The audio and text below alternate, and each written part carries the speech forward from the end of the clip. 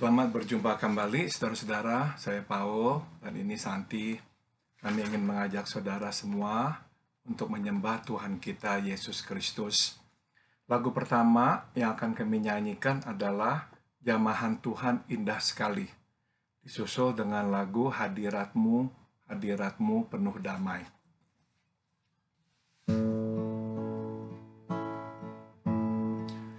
Jamahan Tuhan indah sekali, jamahan Tuhan indah sekali. Bila ku hampirinya, Dia jamah diri saya.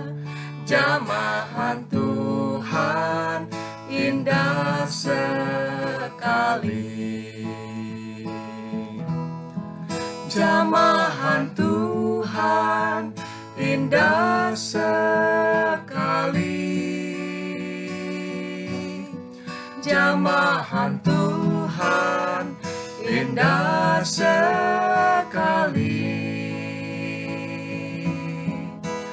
Bila ku hampirinya, Dia jamah diri saya. Jamahan Tuhan indah sekali. Hadiratmu, hadiratmu penuh damai. Hadiratmu, hadiratmu penuh suka.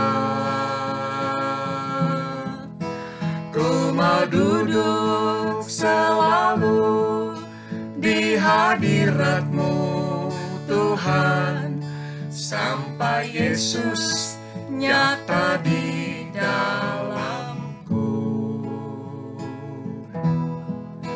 In your presence, in your presence, there is peace. In your presence, in your presence, there is joy. I will linger, I will stay in your presence day by day, till your likeness may be seen in me. I will linger, I will stay in your presence day by day, till your likeness may be seen in me. Jamahan Tuhan indah sekali,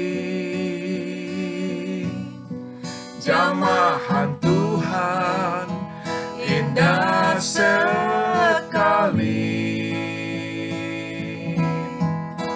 Bila ku hampirinya, Dia jamah diri saya. Jamahan Tuhan indah sekali.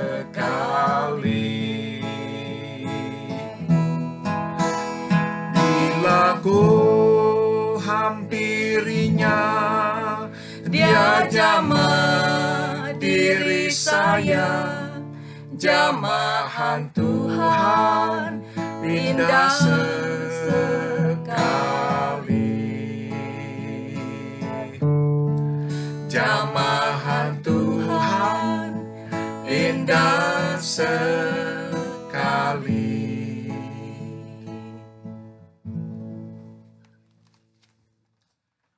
Mari kita berdoa.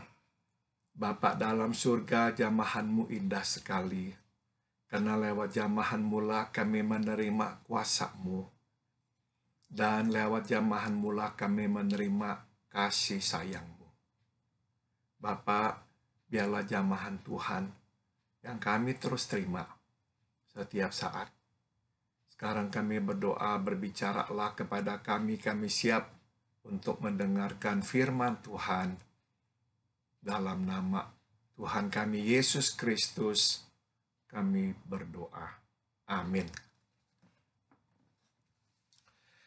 Saya akan bacakan firman Tuhan yang diambil dari surat Petrus yang pertama, pasal 1, ayat 8 dan ayat 9. Sekalipun kamu belum pernah melihat Dia, namun kamu mengasihinya. Kamu percaya kepada Dia sekalipun kamu sekarang tidak melihatnya. Kamu bergembira karena sukacita yang mulia dan yang tidak terkatakan, karena kamu telah mencapai tujuan imanmu, yaitu keselamatan jiwamu. Saudara-saudara, beberapa tahun yang lalu ada sebuah film yang bagus yang pernah saya tonton berjudul Jacob the Liar, Yakub si pendusta. Latar belakang film itu adalah orang-orang Yahudi yang ditangkap oleh Nazi dan dipenjarakan pada masa Perang Dunia Kedua. Nah, saudara, Jacob ini berhasil menyelundupkan sebuah radio. Nah, pada saat itu, Nazi tidak mengizinkan para tahanan mempunyai radio karena mereka berupaya memutuskan hubungan para tahanan dengan dunia luar. Nah, saudara, setiap malam Jacob akan memasang radionya dengan suara yang perlahan sekali, sehingga tidak bisa didengar oleh tentara Nazi dan juga tidak dapat didengar oleh teman-temannya karena memang kecil sekali. Keesokan harinya teman-temannya pasti akan berkerumun dan bertanya kepada dia, ada berita apa? Nah, mereka itu ingin mendengar berita bahwa tentara sekutu sedang datang membebaskan mereka. Nah, saudara, setiap hari Jacob itu menyampaikan berita bahwa tentara sekutu sudah dekat, tidak lama lagi akan datang membebaskan mereka. Ternyata itu memberikan pengharapan dan semangat hidup kepada para tahanan yang tadinya sebetulnya putus asa. Nah, saudara, kita tahu tema utama dari cerita ini adalah pengharapan memberikan kepada kita semangat untuk tetap hidup. Saudara, masa sekarang adalah masa yang memang membuat kita bisa kehilangan pengharapan. Kita sudah beberapa waktu tidak bisa hidup seperti biasa, tidak bisa bertemu orang, tidak bisa berbakti, beribadah bersama, tidak bisa lagi bertemu dengan bahkan saudara atau kerabat atau keluarga. Nah, saudara, kalau tidak hati-hati kita bisa juga patah semangat. Nah, maka penting kita belajar sesuatu dari firman Tuhan hari ini. Saudara, pengharapan yang baik mempunyai dua karakteristik. Yang pertama adalah mesti realistik. Maksudnya, saudara, kita tidak boleh mempunyai pengharapan yang terlalu muluk, sehingga tidak lagi bisa menjadi kenyataan. Misalkan, saudara, bagaimanakah penyebaran virus ini terjadi kita mesti mengetahuinya secara realistik. Siapa yang bisa terkena, kita mesti juga mengerti dengan realistik. Jangan sampai kita misalkan berkata, oh, orang yang badannya sehat tidak mungkin terkena. Atau kita mungkin berkata, oh, nggak apa-apa.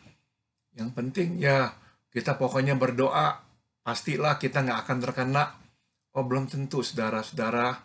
Kita tahu ada orang-orang yang melayani Tuhan dan cinta Tuhan, terkena dan akhirnya ada yang meninggal dunia pula.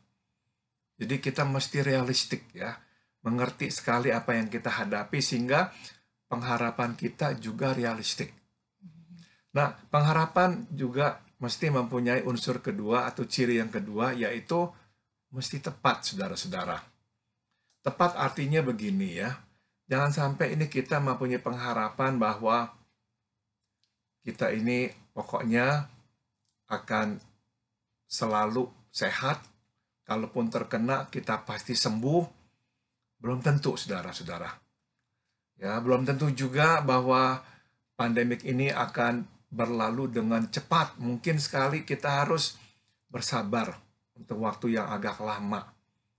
Nah, saudara, tapi di samping pengharapan yang tepat seperti itu, ada satu lagi, saudara, yang saya ingin munculkan dari apa yang kita baca hari ini, dari firman Tuhan, yaitu kita mesti tepat berharap bahwa Tuhan bersama kita.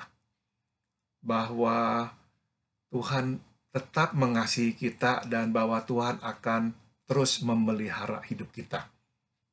Firman Tuhan yang telah kita baca tadi berkata bahwa sekalipun kita ini tidak melihat, kita tetap mengasihi Tuhan. Meskipun kita tidak melihat, kita tetap percaya akan Dia. Dan kita masih akan terus bergembira. Hati kita penuh dengan sukacita yang mulia, yang tak terkatakan. Kenapa?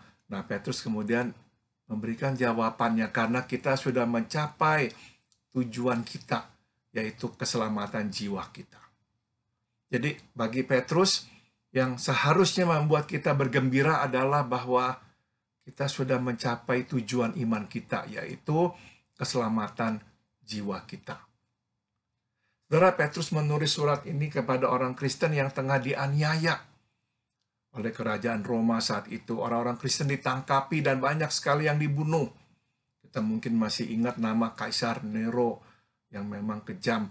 Nah, saudara, di tengah-tengah penderitaan itu, Petrus menulis surat kepada sesama saudara dalam Tuhan, memberikan kepada mereka kekuatan. Meski tidak melihat, tetap mengasihi. Meski tidak melihat, tetap percaya. Meski susah, hati tetap dipenuhi sukacita yang mulia dan tak terkatakan. Kenapa? Bukan karena mereka dibebaskan dari penderitaan atau dari penganiayaan, bukan. Tapi karena mereka sudah mencapai tujuan iman mereka, yaitu keselamatan jiwa mereka. Nah, kita juga bisa berkata demikian. Meskipun situasi masih sulit, mungkin kita juga merasa sangat susah, tapi kita masih bisa berkata, Tuhan, meskipun saya tidak melihat, saya tetap mengasihi-Mu. Meskipun tidak melihat, saya tetap percaya. Dan meskipun susah, hati saya bisa tetap dipenuhi sukacita yang mulia, yang tak terkatakan. Karena atas anugerah Tuhan, saya sudah mencapai tujuan iman saya, yaitu jiwa saya diselamatkan. Saudara, saya akan akhiri dengan sebuah cerita. Ini adalah cerita yang dituturkan oleh Corrie ten Boom dalam salah satu bukunya. Corrie ten Boom seorang berkebangsaan Belanda, tapi karena keluarganya menyembunyikan orang Yahudi pada masa Perang Dunia Kedua, mereka ditangkap. Nah, ayahnya meninggal dunia dalam penangkapan itu. Nah, tinggallah dia dengan kakaknya yang bernama Betsy ten Boom. Saudara, kakaknya adalah seorang yang sangat rohani. Bahkan pada saat-saat itu justru kakaknya lah yang menjadi pembimbing rohani bagi Corrie. Nah, saudara, satu hari mereka itu harus apel pagi. Tentara Nazi sengaja memajukan jam apel 1 jam lebih dini di musim dingin itu, supaya mereka kedinginan ya. Nah, sewaktu Betsy dan Corrie sedang berjalan ke lapangan, mereka melihat matahari yang mulai terbit. Begitu indah. Secara spontan, Corrie dan kakaknya berdoa seraya berjalan, memuji Tuhan, bercakap-cakap dengan Tuhan, melihat keindahan matahari yang indah itu. Nah, inilah yang dikatakan oleh kakaknya yang bernama Betsy. Bukankah ini seperti sorga? Tuhan, terima kasih saya diizinkan mencicipi sorga.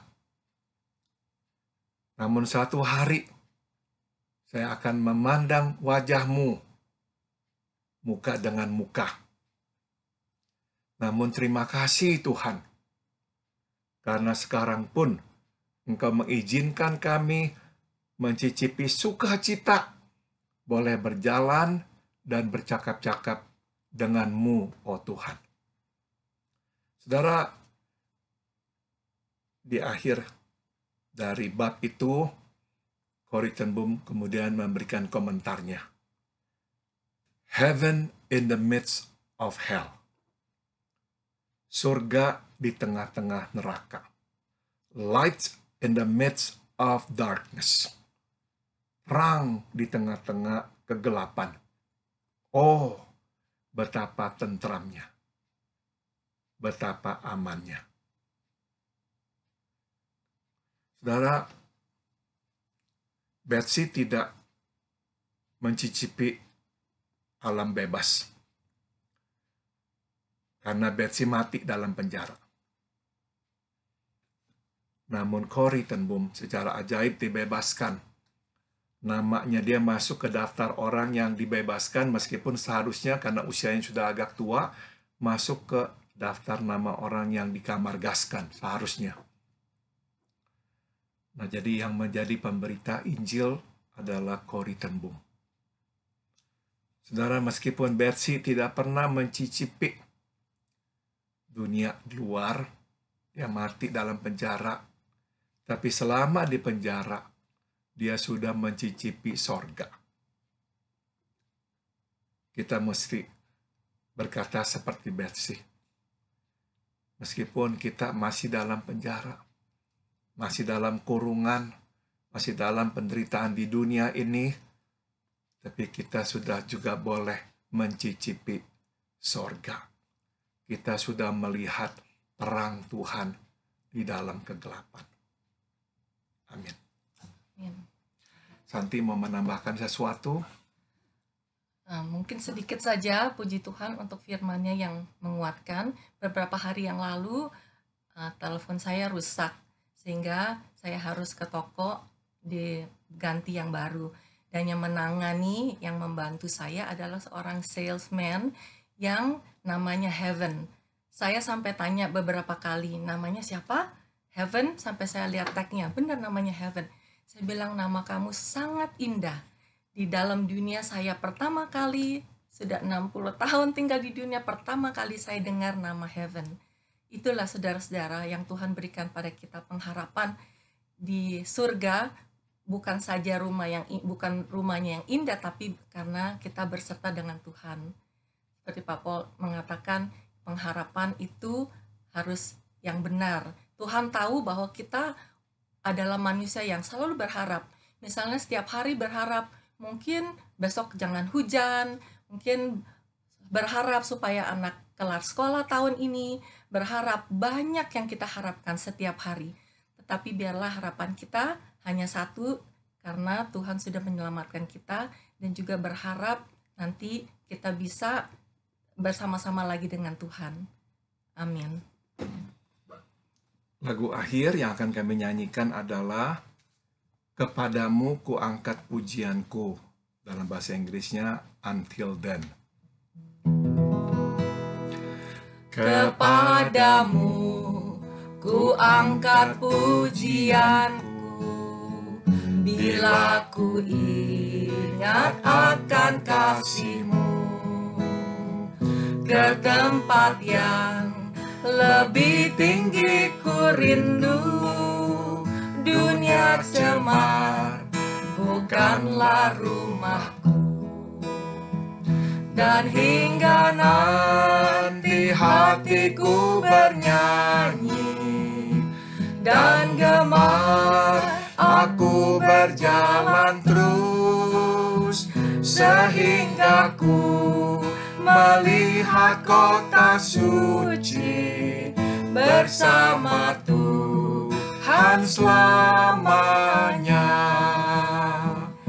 My heart can sing when I pause to remember, a heartache here is but a stepping stone along the way that's winding always upward. This troubled world is not my final home. But until then, my heart will go on singing. Until then, with joy I'll carry on. Until the day my eyes behold the city. Until the day God calls me home. But until then, my heart will go on singing. Until then, with joy I'll carry on. Until the day my eyes behold the city. Until the day God calls me home. Until the day God calls me home.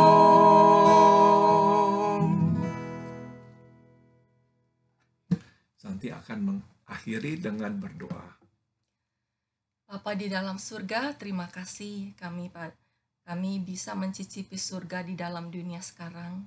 Karena Engkau sudah datang dan mau tinggal di hati kami, di rumah kami, dan bersama-sama kami melalui keadaan krisis dalam dunia ini. Kami bersyukur ya Tuhan, Engkau yang memungkinkan kami untuk menyanyi dan memuji Tuhan di dalam masa apapun, karena Engkau yang sudah membawa surga ke dalam hati kami. Terima kasih Tuhan, kami serahkan hari esok ke dalam tangan-Mu, dan kami percaya Tuhan selalu akan memberikan pengharapan di dalam nama Tuhan Yesus selalu. Amin. Amin. Sampai jumpa lagi.